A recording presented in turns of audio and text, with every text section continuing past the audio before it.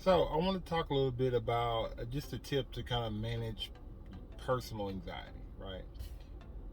So, your anxiety can kind of be stemmed from a lot of different factors in life, like maybe relationships, maybe just lifestyle, maybe like job, career type stuff. Like there's so many different things that could kind of stem and kind of stir up that level of anxiety for you.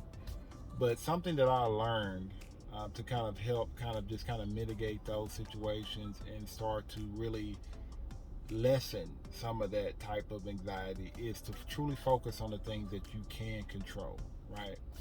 So a lot of times we really get to that point where we want to try to control every aspect of life sometimes when it comes to like the things that happen to us directly, right? And sometimes when you try to do that, you realize that even when you're trying to move in a direction, trying to control certain things, it's like you're you're like spinning your wheels, basically, right? So a basic tip for trying to manage your own just anxiety or personal anxiety is to truly evaluate the situations that are truly happening in your life, in your relationship, in your career, and focus on the stuff that you can 100% control and 100% put certain things in place right now to actually start mitigating that stuff and actually making that stuff a little bit better so that your anxiety centered around that stuff can be a little bit better, right? So, for example, right? So, if you're having like certain situations happening in your relationship or even your career, and those particular situations are stemming certain levels of anxiety for you, look at those situations and figure out, are you taking the appropriate steps by adding the correct boundaries or having the effective conversations with those individuals to kind of limit that anxiety in those particular situations, right?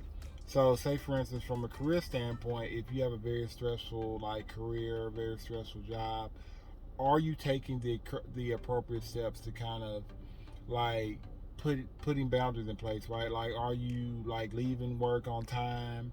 Are you getting to work on time, right? Or are you getting the appropriate amount of sleep? Are you like eating healthy? Like, are you putting those particular steps in place for you to kind of limit that personal anxiety, right?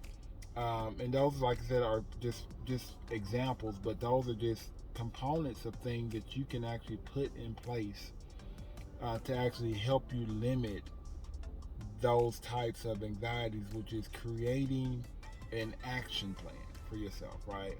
Like creating steps. And don't get me wrong, the steps that you create are not just gonna automatically just lessen any type of anxiety that you may be having right now or today. When you talk about like dealing with certain levels of anxiety, it's a progression thing. It's an overtime thing. It's like taking active steps to limit certain levels of anxiety on a daily basis, weekly basis, monthly basis until over time it gets less and less and less and less and less. But you have to start somewhere, right?